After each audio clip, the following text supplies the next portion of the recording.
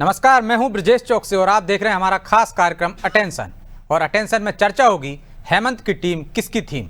जी हां, हेमंत खंडेलवाल की नई टीम का ऐलान हो चुका है।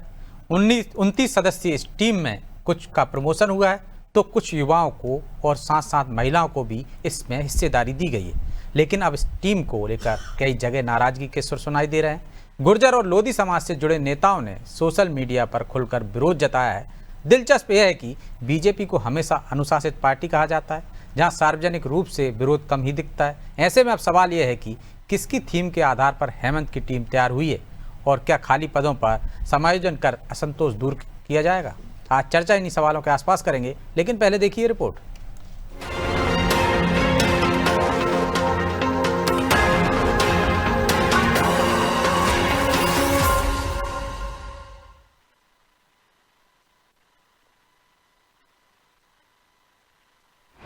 हेमंत की टीम का ऐलान, गुर्जर लोधी की नाराजगी पर घमासान।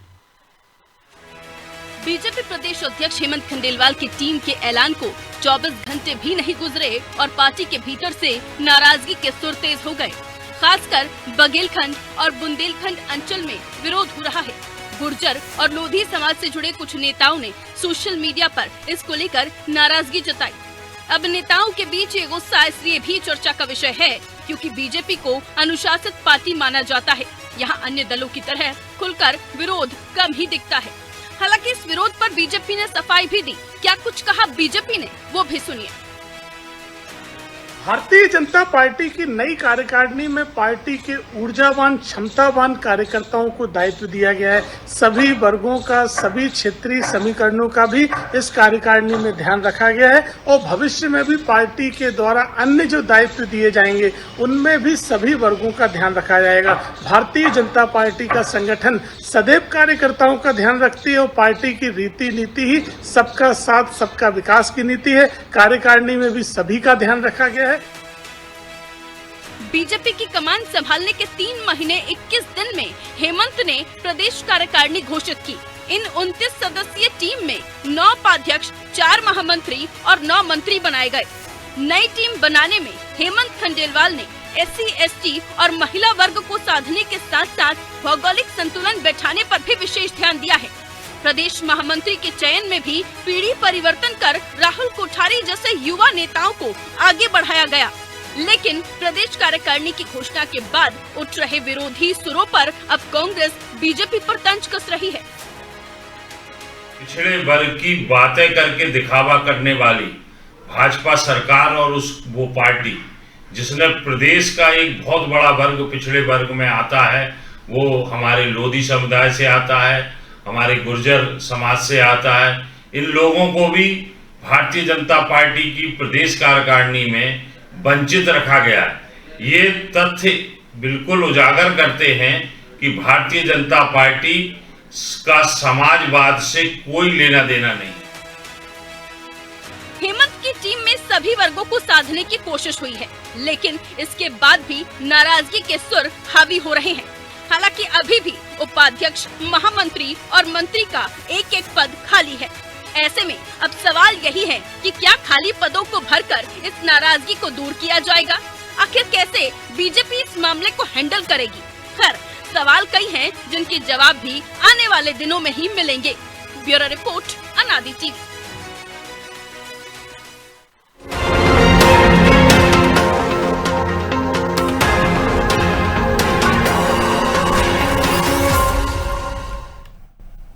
इस मुद्दे पर चर्चा के लिए हमारे साथ जुड़ गए हैं वरिष्ठ पत्रकार राजीव खंडेलवाल और हमारे सहयोगी प्रभु पटेलिया। राजीव जी, बहुत बहुत स्वागत है आपका नादी टीवी पर। और शुरुआत आपसे ही करते हैं। हेमंत की टीम तो बन गई है, लेकिन थीम किसकी थी?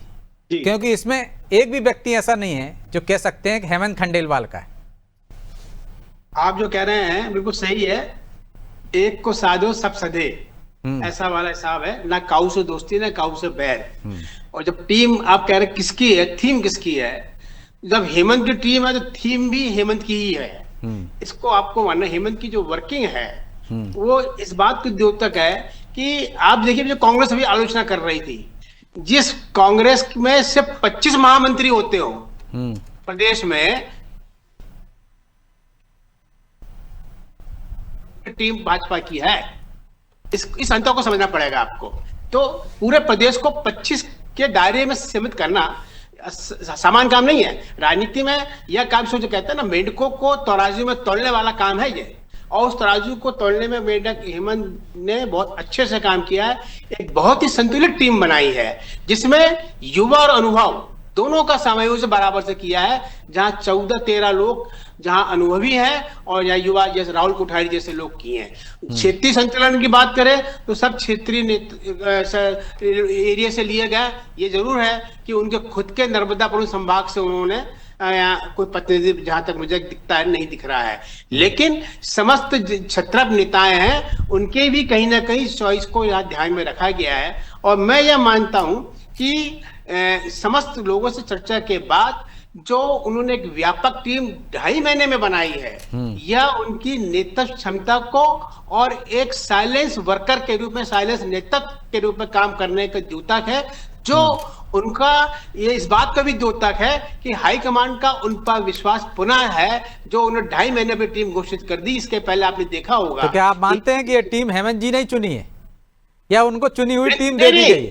हेमंत की टीम मतलब क्या है? हेमंत की टीम खुद का, हेमंत को कोई टीम तो ये विचार होती नहीं है ना कि मैं वही कह रहा हूं, क्रिकेट का बोर्ड है जो वो टीम बनाकर दे देता है, कप्तान उनसे काम करता है। हेमंत का खुद की लाइकिंग और डिसलाइकिंग कहीं नहीं है, वो पार्टी लाइन की लाइन है इसकी। हेमंत की थीम जो पार्टी सामूहिक नेतृत्व की लाइन है वो हेमंत की थीम है। इसलिए जब एक बड़े संगठन में आप काम करते हैं तो ये हेमंत एक बड़ा काम किया है कि अपने व्यक्तिगत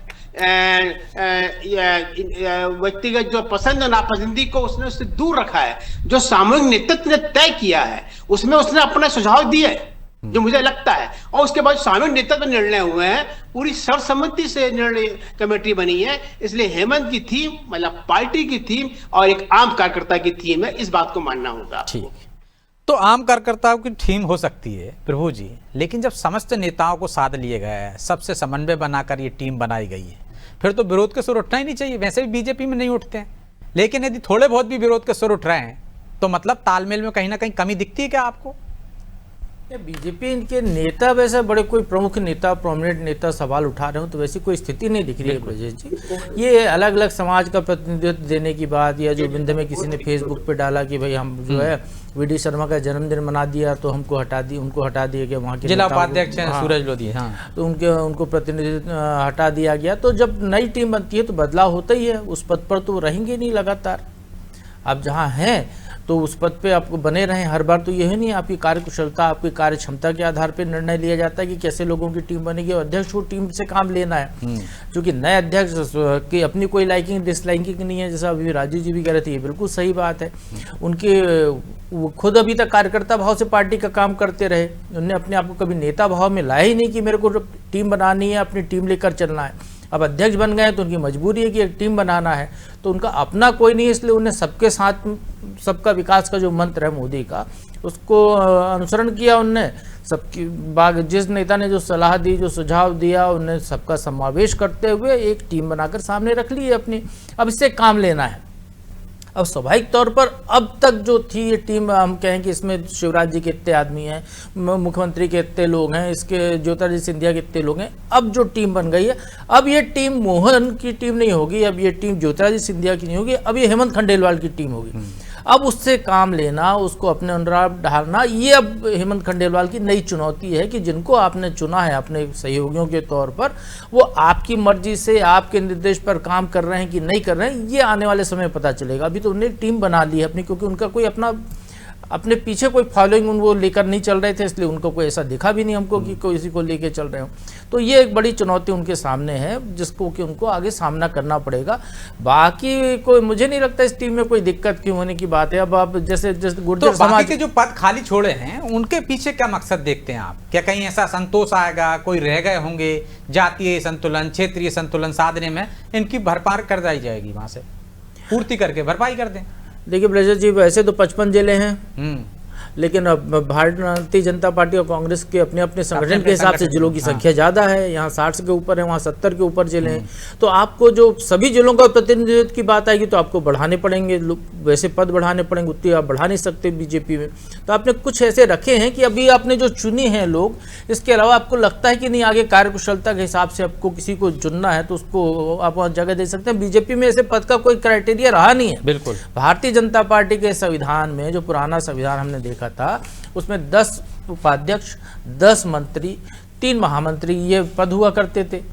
पिछली टीम में जो है उन्हें 12 की मंजूरी दे दी बीजेपी आला कमान ने कि 12 उपाध्यक्ष 12 मंत्री बना लीजिए आप।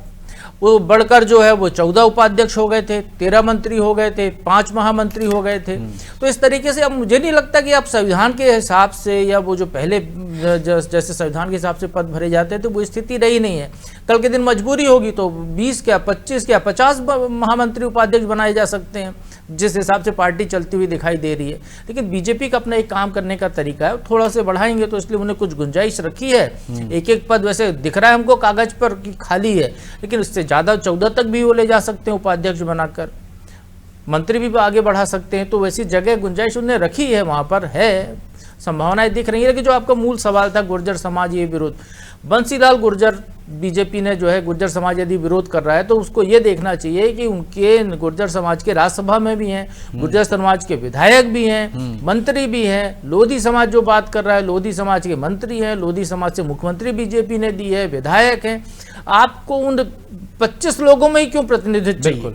ये भारतीय जनता पार्टी जो खुद कहती है कि हम जातिवादी राजनीति नहीं करते, लेकिन हर काम जातिवाद के नजरिए से करती है, तो उसके वजह से ये सवाल खड़े होते हैं। कहने और करने में जो अंतर बीजेपी के सामने है, उसकी वजह से उसके सामने ये सवाल बार बार आगे खड़ा होता है कि आपने फलाने समाज को प्रतिनिधित्व नहीं दिया, इस जाति की उपेक्षा कर दी, क्योंकि आप चरित्र में आपका वही है। क्योंकि पहले आपसे ये सवाल नहीं होते थे ना, अब होने लगे। हाँ, पिछली बार तो सूची जो जारी हुई थी उससे पहले उसमें बकायदा जाति लिखी आ गई थी, कौन किस जाति का। तो ये बीजेपी ने अपने आप को बदला है ना, वो कहती कुछ और है, करती कुछ और। जातिवाद के मामले पे वो राष्ट्रपति की जाति बता देती, वो प्रधानमंत्री की जाति बताती, वो मुख्यमंत्री की जाति बताती, वो जब चयन करती है राज्यसभा में भेजती है किसी को तो उसकी जाति बताकर भेजती है। पहले ऐसा नहीं होता था, पहले योग्यता के आधार पर संगठन में लोगों को जगह दी जाती थी। योग्यता, वो जाति नहीं देखी जाती थी। जो कार्य कुशल लोग हैं, जिनकी जरूरत संगठन को आगे बढ़ाने के लिए उनको संगठन में, जिनकी जरूरत सरकार चलाने में उनको सरकार में, ये बीजेपी का क्राइटेरिया पहले हुआ करता था। अब आपका चूंकि ऊपर से लेकर नीचे तक एक बदलाव आ गया है, तो ऐसे सवालों का आपको सामना करना पड़ेगा। और सबको साथ पाना, हर जाति का समावेश कर पाना, ये तो केंद्र सरकार के लिए भी संभव नहीं, इसीलिए जातिगत जनगणना नहीं हो पा रही आज तक। जब हुई थी उसका रिजल्ट भी इस टीम में योग्यता को देखा गया है या जातीय क्षेत्रीय संतुलन साधे गए? प्रजय जी, मुझे इसमें योग्यता के उसमें पैमाने पे यदि आप कहेंगे आंकने के लिए, तो अभी तो इनको काम करके देखें 1-2 महीने, उसके बाद हम कह सकते हैं कि इनमें से कोई जो है उस पैमाने पर जहां पर बैठाया गया उसके योग्य दिखाई दे रहे हैं। एक कांति देव सिंह है, पिछले बार भी उपाध्यक्ष थे, हमने उनको जाना ही नहीं कौन है कांति देव सिंह। क्षितिज भट्ट हैं, वो जो सिंधिया जी के साथ कांग्रेस से आए थे, वो मंत्री हैं, पिछले बार भी मंत्री थे, शायद आप तस्वीर ने पहचाने बहुत सारे बीजेपी के कार्यकर्ता। डॉक्टर प्रशांत जो है, जिनको महापौर का चुनाव लड़ाने की कोशिश पिछले समय शिवराज सिंह चौहान ने इंदौर से की थी, वो डॉक्टर प्रशांत निशांत की जगह वो जो है वो एक युवा आयोग में रहे, लेकिन वो जो है पार्टी का उनका कोई अनुभव ही नहीं है काम करने का, आज तक का पार्टी के संगठन में कहीं कोई काम किया हो, वो प्रदेश मंत्री बने हुए हैं। तो बहुत सारे चेहरे इसमें ऐसे हैं जो उनको हम कह सकते हैं बंद लिफाफे हैं। अब जब ये खुलेंगे तब हमको समझ में आएगा कि इसके अंदर क्या है। इसके अंदर खुशबू आ रही है, इसके अंदर न्यूट्रल है, कुछ भी नहीं है, वैक्यूम है, या इसके अंदर से कुछ गंध दुर्गंध आ रही है। ये सारी चीज़ें जब ये लिफाफे खुलेंगे, जब ये काम करेंगे, इनको जिम्मेदारी दी जाएगी, तब सामने आएगा। अभी तो आपने एक टीम बनाकर सामने खड़ी कर दी है संतुलन साध के, वो टीम कैसे चरित्र आगे उसका दिखाई देगा उस पर निर्भर करेगा। हाँ, तो जो प्रभु जी कह रहे थे राजीव जी कि चुनौती तो है, टीम आपने बना दी, कोई दिक्कत नहीं, अब टीम से काम लेना है। और चुनौती एक और बड़ी है कि जो BD शर्मा लंबी कतार खींच गए, उससे आपको आगे करके दिखाना है। तो आपके को लगता है कि बड़ी चुनौती है और इस टीम से वो इसको हासिल कर लेंगे? राजीव जी एक बड़ी चुनौती है, जो प्रभु जी ने भी कहा, चुनौती तो है, टीम बन गई है, लेकिन अब चुनौती ये है कि उस टीम से काम लेना। और एक बड़ी चुनौती और आप नहीं देख रहे हैं क्या, कि जो BD शर्मा एक लंबी लाइन खींच गए हैं संगठन में, उसको आगे ले जाना है, उससे आगे बढ़ना है।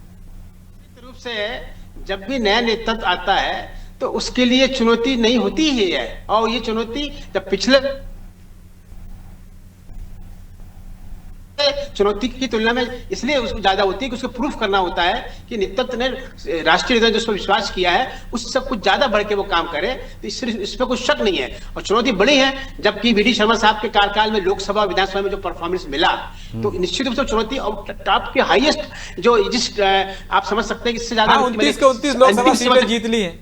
हाँ, इतनी सीमा तक पहुंच गए हैं, तो उसको मेंटेन करना, वापस करना, ये एक बड़ा डिफिकल्ट जॉब होता है, क्योंकि एंटी इनकम्बेंसी फैक्टर चालू हो जाता है। इस बात को भी ध्यान में रखना होगा कि हमको पुरानी उपलब्धियों को प्राप्त करना है, तो कहीं ना कहीं एंटी इनकम्बेंसी फैक्टर हमारे साथ में रहेगा, तो हमें कहीं ना कहीं एक्स्ट्रा। तो ये तो वी डी शर्मा पर भी लागू होता था ना कि एंटी इनकम्बेंसी तो उनके साथ भी थी, इसलिए। और हेमंत ने जो किया जी, वी डी शर्मा के सामने भी तो एंटी इनकम्बेंसी थी ना।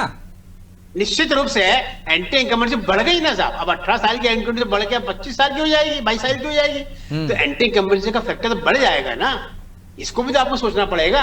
तो ये एक ज्यादा चुनौती का काम है, इसको बात को हेमंत को ध्यान में रखना पड़ेगा कि उसके पास चुनौतियां ज्यादा हैं। लेकिन मैं समझता हूं कि जो अभी आया, देखिए आलोचनाएं, समालोचनाएं और प्रशंसाएं चलती रहेंगी, वो तो साथ चलती है।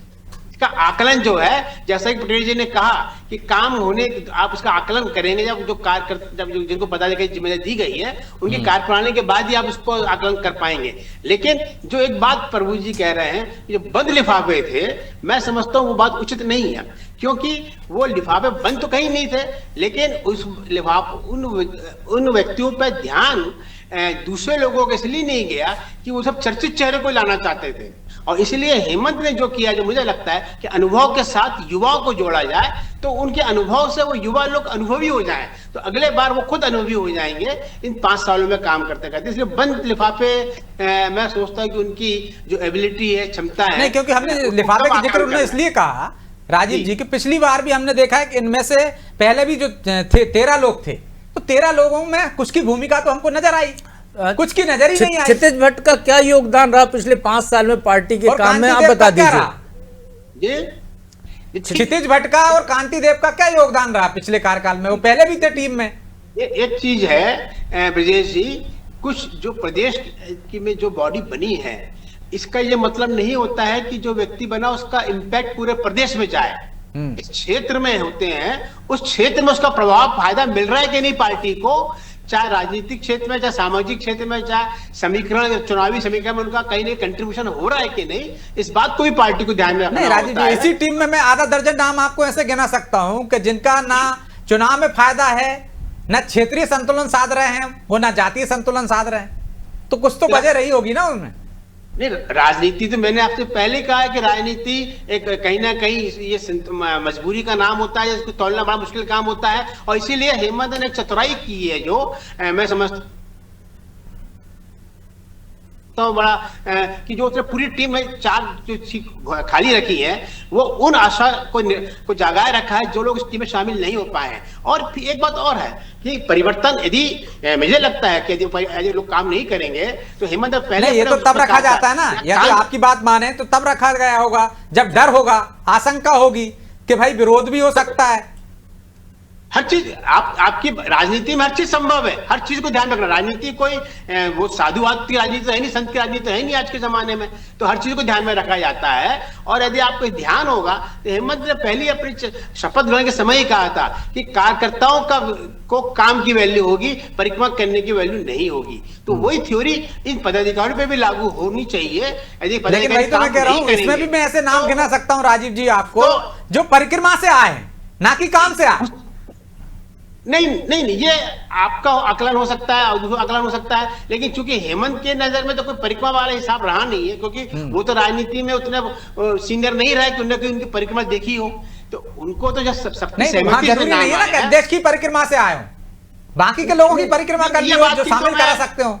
मैं इस बात की आपको निश्चित रूप से कह सकता हूं कि कोई भी व्यक्ति इसमें ऐसा नहीं है जो हेमंत की परिक्रमा से आया हो या हेमंत की नाराजगी से ना पाया हो। इस बात की मैं कह सकता हूं, अभी तक की जो वर्किंग हमने आपने भी देखी है 3.5 महीनों में, हमने उसमें कहीं भी इस तरह का उसका प्रदर्शन वर्किंग नहीं दिखती है। तब तो ज्यादा चुनौती है ना प्रभु जी। निश्चित रूप से चुनौती है। क्योंकि ज़्यादा चुनौती है कि आपने टीम तो बना ली है, इसमें आपने संतुलन भी साध लिया, आपने नेताओं से भी समन्वय कर लिया, लेकिन उस टीम से काम लेना जो आपने पहले भी कहा था ज़्यादा बड़ी चुनौती। और जो मेरा सवाल राजीव जी से भी था कि संगठन इस ऊंचाई पर पहुंच गया है, उतनी सफलताएं उसने हासिल कर ली हैं, तो सबसे बड़ी चुनौती तो ये है कि उस सफलता से आपको आगे बढ़ना है। नहीं ब्रज जी, यहाँ अंतर है थोड़ा सा। वीटी शर्मा जब अध्यक्ष बने थे, जब उनको फ्री हैंड दिया गया था, तो उस समय भारतीय जनता पार्टी विपक्ष में थी।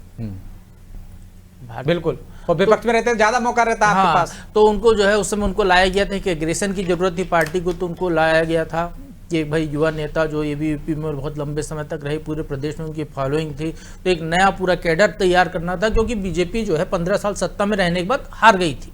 पूरे तमाम जीतने की उम्मीदों के बाद वो हार चुकी थी। तो उसने पार्टी ने वो बदलाव किया था, एक नई पीढ़ी को पूरा का पूरा नीचे से लेकर बदलाव किया था। आप देखिए उसमें क्राइटेरिया भी बनाए थे कि इतने उम्र के लोगों को कहाँ लिया जा सकता है। तो वो एक पूरा चेंज पार्टी ने एग्रेशन लड़ाई के लिए टीम तैयार की थी, युद्ध के लिए। अब समय दूसरा है। आप जो है बहुत हेम्पिंग मेजॉरिटी से विधानसभा में हैं, आप लोकसभा की 29 सीटें जीत चुके हैं। आपको वैसे एग्रेसिव लोगों की जरूरत नहीं है, क्योंकि ये तो कहा जाता है सरकार से कदम ताल मिलाना है अभी। हाँ, युवा पीढ़ी जो एक जिन्न की तरह होती, काम दो तो काम करेगी, नहीं दोगे तो खुद को खाएगी। तो जो है आपको वैसे लोगों को शांति का समय है, अब लाम की जरूरत नहीं है, तो आपको ऐसी टीम चुनना है पूरा का पूरा ऐसा जो शांति काल के हिसाब से काम करे।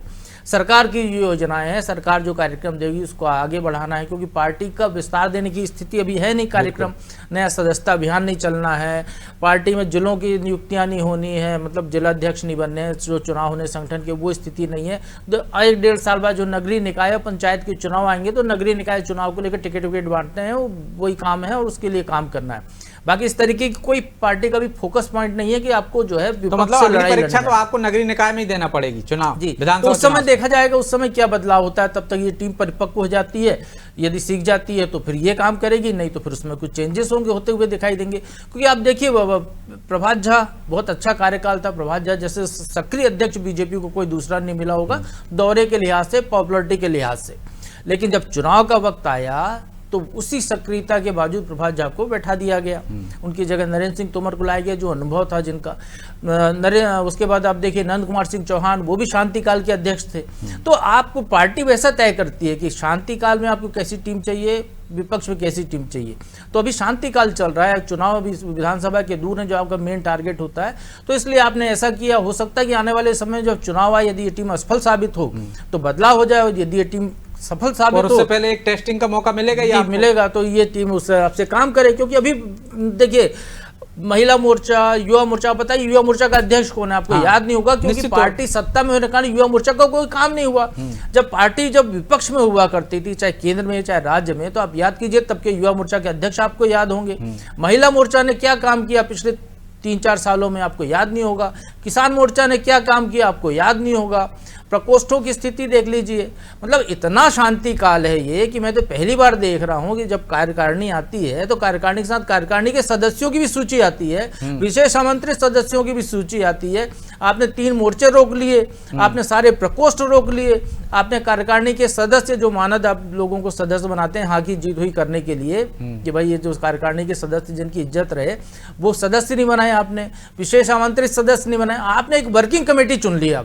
तो आप इससे ज्यादा आसान स्थिति और क्या हो सकती है कि आप जो है ऐसी टीम चुन रहे हैं जहां कोई नहीं, जो भी स्वर उठ रहे हैं गुर्जर समाज के 4 लोगों को कार्यकारिणी में सदस्य बना देंगे, और जो लोग उठा रहे हैं उनका भी कोई महत्व नहीं है। बहरहाल समय की बाध्यता है, इसलिए चर्चा को यहीं विराम देना होगा। राजीव जी बहुत बहुत धन्यवाद आपका चर्चा में शामिल होने के लिए। तो ये शांति काल है, शांति काल में ऐसी टीम चाहिए होती है। तो शांति काल की इस टीम के सामने भी चुनौतियां हैं। ये चुनौतियों पर वो कितने खरे उतरते हैं ये तो आने वाला समय बताएगा, और समय ही बताएगा कि ये टीम कितनी बरकरार रहती है, कितनी चुनौतियों का सामना करती है और अगले विधानसभा चुनाव कराती है या नहीं कराती है। बहरहाल अटेंशन में आज इतना ही। मुझे दीजिए इजाजत और आप देखते रहिए अनादि टीवी। नमस्कार।